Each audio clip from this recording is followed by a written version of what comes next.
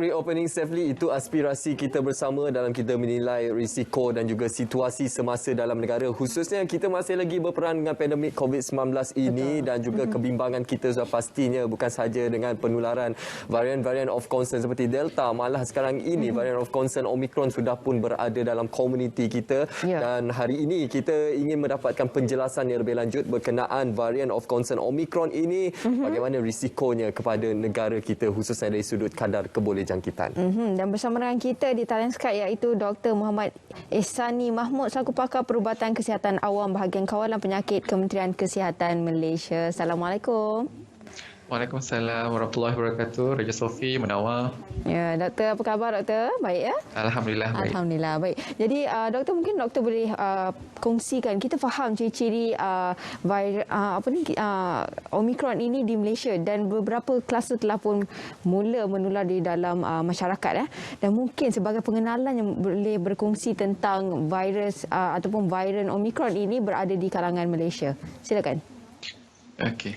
Kita tahu Pertubuhan Kesihatan Sedunia WHO telah menetapkan varian B11529 ni sebagai variant of concern ataupun nama lain adalah Omicron pada 26 November 2021. Sebab kita dapat lihat di sini varian Omicron ni dia mempunyai jumlah mutasi yang lebih banyak, iaitu lebih daripada 30 mutasi di bahagian jin yang menghasilkan spike protein berbanding variant of concern yang sebelum ni. So daripada situ kita dapat lihat di mana jangkitan antara manusia ni boleh menjadi lebih cepatlah berbanding dengan variant of concern yang lain. So walau bagaimanapun kita masih lagi memantau di samping kadar penyebaran yang tinggi, bagaimana keterukan yang menghidap jangkitan tersebut. Sebab kalau kita dapat lihat sehingga sekarang pada 18 Januari 2022 memang kita dapati ada lebih kurang 439 kes yang melibatkan varian Omicron, di mana 54 kes melibatkan jangkitan di kalangan rakyat tempatan. Yang lain itu semua adalah consider kes import. Okey, itu perincian awalnya berkenaan variant of concern Omicron ini. Seperti yang doktor jelaskan tadi, setakat sehingga kini terlebih daripada 400 kes dilaporkan dan juga beberapa negeri kita lihat terwujudnya penularan variant of concern Omicron, khususnya di Sarawak baru-baru ini kita lihat lebih daripada 40 kes yang dicatatkan. Jadi mungkin doktor juga boleh kongsikan kepada umum bagaimana dari sudut kaedah pengesanan dan juga analisis yang dilaksanakan bagi kita mengenal pasti bahawa virus COVID-19 tersebut merupakan variant of concern Omicron, doktor.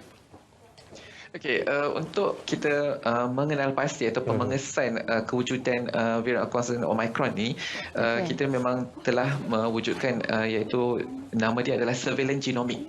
Okey, surveillance genomic ni telah diperkenalkan lagi semasa pengenalan varian Delta. Okey, dan ini diteruskan untuk Omicron, di mana mula-mula sekali kita buat PCR genotyping yang di mana boleh dijalankan di lebih kurang 20 makmal hospital dan juga 5 makmal kesihatan awam yang ada kapasiti untuk bagi presumptive Omicron. Maksudnya mungkin ada Omicron. Dan kemudian kita buat pengesahan Omicron ni dengan kaedah whole genomic sequencing ataupun nama pendeknya WGS. Yang ni terhad kepada 7 makmal sebab kita nak memastikan kualiti dan juga satu lagi kos lah sebenarnya untuk mengenal pasti Omicron ni. Dan bagaimana pemilihan dibuat melalui surveillance ini, kita ada penetapan kriteria. Salah satunya adalah bagaimana kes-kes yang datang daripada kawasan yang berisiko tinggi ataupun negara yang memang banyak transmisi VOC. Memang kita akan jalankan pengesahan melalui genotyping dan juga WGS ini untuk mengesahkan sama ada wujudnya VOC Omicron ini. Baik. Jadi doktor difahamkan di kalangan masyarakat kini faham tentang varian Omicron ini, tetapi ada juga yang di kalangan kita yang mengambil mudah tentang perkara ini, doktor. Mereka menganggap bahawa ia mudah merebak ataupun mudah menular dalam kalangan masyarakat, tetapi kesannya mungkin lebih mild daripada varian Delta ataupun varian lain. Jadi mungkin sedikit pesanan kepada masyarakat luar sana, walaupun mungkin kita nampak perkara ini ataupun varian ini mungkin kesannya lebih mild, tetapi perlu berhati-hati juga khususnya kepada mereka yang mungkin mempunyai masalah kronik dan sebagainya. Silakan. Okey. Sebab bagaimanapun dia adalah tetap COVID-19. Betul. Walaupun dia mild ataupun severe ataupun cepat teruk ataupun tiada simptom yang begitu melarat berbanding dengan varian Delta. Namun langkah pencegahan masih tetap sama, iaitu pencegahan kendiri yang kita galakkan sebelum ni adalah dengan pemakaian pelitup muka. Kita jaga penjarakan fizikal sebab kita tahu dia punya transmisi, cara rebakkan virus ini masih lagi dalam bentuk yang sama, iaitu droplet ataupun airborne. Okey, dan juga cuci tangan. Sebab kita tak nak mungkin ada melekat di permukaan. Dan kita kena jaga etika batuk dan bersin, elak tempat yang sempit, dan pastikan penggunaan yang baik. Dan yang tambahan lagi kita dah war-warkan sekarang adalah lakukan ujian saringan kendiri sekiranya bergejala ataupun sekiranya kita berada di tempat-tempat yang berisiko, dan boleh dilaporkan juga dalam sistem MySejahtera sekarang dari segi status ujian. Dan yang terkini yang memang kita dalam promosi dan menggalakkan orang ramai itu dapatkan vaksin, termasuk dos penggalak yang di mana boleh membantu meningkatkan imuniti badan dan juga meningkatkan perlindungan terhadap varian Omicron ini. Baik, itu antara pengamalan norma baharulah yang perlu kita teruskan sepanjang masa, khususnya dalam situasi kita masih lagi berdepan dengan pandemik COVID-19 ini. Betul. Dan juga bila kita bercakap berkenaan variant of concern Omicron ini. Jadi doktor, mungkin boleh memperincikan lagi doktor, sebab mungkin ada dalam kalangan keluarga Malaysia di luar sana masih lagi tidak mengetahui berkenaan variant of concern Omicron ini. Apa sebenarnya perbezaan variant of concern Omicron ini dengan Delta, dengan Alpha sebelum ini? Betul. Bagaimana dari segi kadar kebolehjangkitannya doktor? Sebab kita saya maklum WHO menyatakan kadar kebolehjangkitannya sangat pantas dan juga pantas merebak. Jadi perinciannya kita ingin dengar daripada doktor sendiri. Okey, kalau kita yang membezakan dari segi dia punya genomic sequence tu lah, iaitu kalau macam varian Omicron dia B11, okey, dan kita tengok pada Delta pula dia ada B1 saja. Dari segi jujukan genomic ataupun DNA yang ada pada pada variant of concern itu sendiri, dan di samping itu juga mereka memberi perbezaan dari segi gejala, sebab kita tahu Delta ni dia lebih kepada macam atypical simptom ataupun simptom yang sebelum kita tengok COVID-19 lebih kepada demam, batuk, tapi kalau kita tengok pada Delta dia lebih kepada sakit kepala. Itu adalah simptom-simptom yang boleh berlaku tapi jarang. Tapi bila kena Delta, dia simptom yang lebih wujud ke arah yang simptom yang jarang berlaku. Dan bila kena, terutama sekali kepada golongan yang berisiko tinggi, segi warga emas ataupun yang ada komorbid dari segi kencemasan darah tinggi, sebab tu dia memberi tindakan yang lebih kuat pada badan dan menyebabkan keterukan dari segi gejala dan jangkitan tersebut.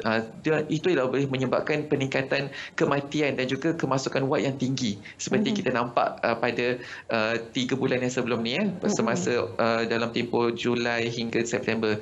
Tapi bagaimana dengan Omicron, dia pantas merebak tapi gejala seperti ada yang tidak bergejala dan juga ada yang bergejala tapi lebih kepada keadaan yang mild ataupun yang tidak teruk dan serius. Namun ramai yang dapat jangkitan tersebut. Ini juga kemungkinan adalah disebabkan oleh perlindungan vaksin yang telah ada dalam badan individu.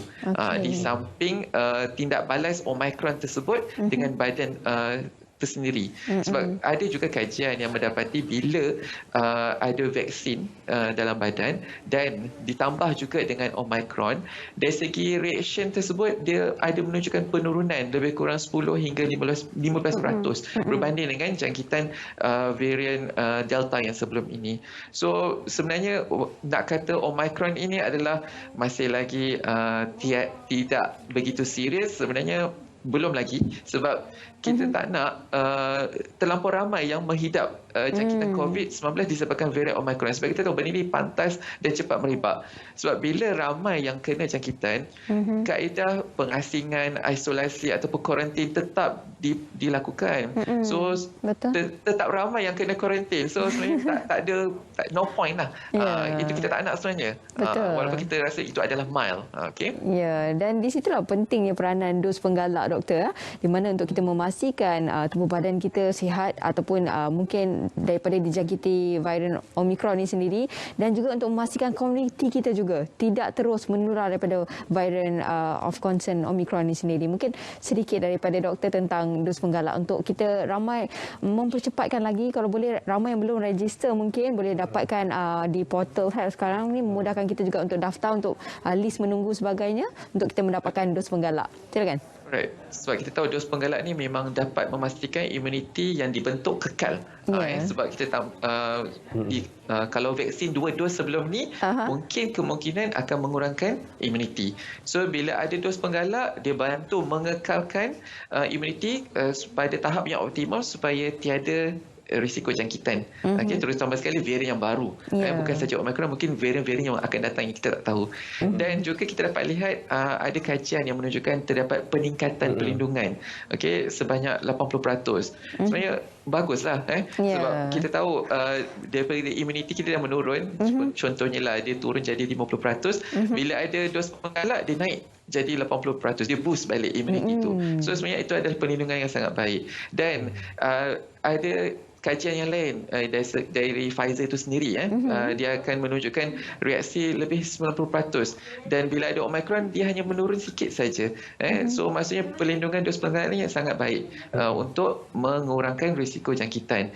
Dan untuk dapat dos penggalak ni memang sama ada dipanggil secara langsung melalui Bank Sejahtera, dan juga kita banyak juga mewujudkan pusat-pusat vaksin yang kata boleh walk in, yang boleh ada off-site punya pusat vaksin, dan juga boleh minta di request dalam sistem Sejahtera sendiri bila kita nak buat vaksin itu sendiri. Maksudnya sistem ni dah lebih mudah untuk dicapai oleh semua rakyat, dan jika dirasa tahap tempoh vaksin kedua itu telah mencapai tempoh matang ataupun 3 bulan, dah boleh terus dapatkan vaksin dos penggalak ini sendiri. Sebenarnya lebih mudah sebenarnya sekarang. Baik. Itulah aspirasi kita untuk kita terus menjalankan tanggungjawab kita sebagai rakyat Malaysia untuk kita mengambil dos penggalak demi perlindungan yang lebih optimum kepada seluruh komuniti kita. Baik doktor, sebagai kesimpulan untuk topik perbincangan kita pada hari ini berkenaan variant of concern Omicron, mungkin ada saranan ataupun nasihat yang ingin doktor sampaikan kepada seluruh keluarga Malaysia di luar sana, doktor?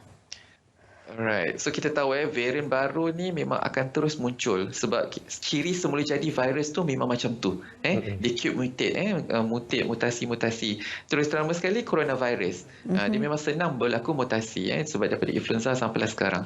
So semakin ramai yang dijangkiti, semakin banyak peluang mutasi itu berlaku. So kita dapat yang penting adalah pencegahan awal. Itu sangat penting. Pada peringkat awal lagi kita kena cegah supaya tidak dijangkiti virus. So kena laksanakanlah norma-norma baru yang kita telah war-warkan sejak pandemik diperkenalkan lagi pada tahun 2020 lagi. Dan perkara yang perlu dilakukan sekarang adalah nak kurangkan risiko dedahan tu dengan tingkatkan imuniti dengan mengambil vaksin, termasuk dos penggalak. So maksudnya ada tambahan di sini adalah dos penggalak. Maksudnya kita kena tingkatkanlah. Doktor menyentuh berkenaan dos penggalak. Okey, saya ingin menyampaikan jugalah persoalan-persoalan daripada masyarakat di luar sana. Kita sedia maklum dos penggalak ni pihak KKM ada juga melaksanakan silang vaksin. Jadi ada masih ragu-ragu, mungkin mereka was-was berkenaan silang vaksin ini. Pencerahan daripada doktor dalam hal ini, doktor? Sebenarnya silang vaksin ni sebelum kita perkenalkan ada silang vaksin ni memang terdapat banyak kajian untuk kita memastikan keselamatan terjamin untuk bagi penerima silang vaksin ni. Kenapa bagusnya silang vaksin? Contohnya kita ambil vaksin Sinovac, kita dapati memang penurunan imuniti dalam badan tu sangat cepat. Dalam kurang daripada 3 bulan imuniti, perlindungan imuniti terhadap COVID-19 ni dah mula menurun. So bila kita bagi cross silang vaksin ni, dia dapat meningkatkan lebih cepat lagi. So maksudnya itu kebaikan yang kita dapati. Dan bila kita masuk dalam satu jawatankuasa jemaah yang melibatkan pakar-pakar, masing-masing berpendapat ini adalah bagus dan bersesuaian, dan didapati tiada kesan sampingan yang sangat teruk, kecuali kesan sampingan vaksin yang memang kita tahulah yang sangat minimal dan tak menyebabkan keterukan simptom ataupun yang menyebabkan kita tak nak berlaku lah apa-apa yang kemungkinan orang cakap di sini. So disebabkan itu pengenalan silang vaksin ini baik. So kalau siapa ada vaksin Sinovac, dia dapat ambil vaksin Pfizer, memang baguslah sebenarnya. Itulah yang dimasukkan silang. Okey, itu saya lah tu doktor. Okey, dan doktor, yang terbaru iaitu di usia 5 tahun sehinggalah 12 tahun ke atas bakal divaksin juga. Pendapat doktor mungkin boleh kongsikanlah tentang kebaikan, sebab ada golongan ibu bapa di luar sana yang mungkin agak khawatir, agak masih memikir-mikirkan tentang adakah anak mereka perlu untuk divaksin dan sebagainya. Mungkin sedikitlah saranan dan juga pencerahan daripada doktor sendiri sebenarnya bagaimana vaksin itu bertindak dapat melindungi anak-anak mereka di luar sana, khususnya. Silakan. Sebab kenapa kanak-kanak kita cuba perkenalkan jugalah untuk mengambil vaksin ni, sebab sebelum ini kita dapati kanak-kanak juga merana lah sebenarnya dengan jangkitan COVID-19 ini. Walaupun mereka tidak bebas berkeliaran, dia terlindung saja di rumah, tapi sebab dia tahan kepada golongan dewasa ni menyebabkan mereka juga dijangkiti. Dan ada kajian yang kita dapati bila dia tahan kepada virus sahaja, imuniti dalam badan tu sebenarnya tidak cukup pun sebenarnya untuk melindungi mereka daripada mendapat jangkitan pada masa akan datang. Baik. Dan so sebab tu ada kita dapat bila dengan vaksin memang dapati menambahkan imuniti dan boleh meningkatkan perlindungan terhadap risiko jangkitan. Baik. Itulah kepentingannya untuk kita mengambil vaksin. Dan juga kepada ibu bapa, tidak lama lagi bulan Februari ini akan dilaksanakan program imunisasi COVID-19 kebangsaan untuk kanak-kanak berusia 6 tahun sehingga 12 tahun. Jadi terima kasih kita ucapkan kepada Dr. Muhammad Insani Mahmud, pakar perubatan kesihatan awam, bahagian kawalan penyakit Kementerian Kesihatan Malaysia. Terima kasih doktor atas perkongsian hari ini. Okey, terima kasih Munawar, Ya Sofi. Ya, sama-sama doktor. Terima kasih sekali lagi. Dan inilah antara perkara yang perlu kita ambil kira lah untuk khususnya pada mereka yang berusia 5 tahun dan ke atas, untuk kita melindungi anak-anak kecil kita kan, khususnya keluarga Malaysia. Dan selepas ini kita akan berehat seketika Munawar, dan kita akan kembali lagi selepas ini di Selamat Pagi Malaysia.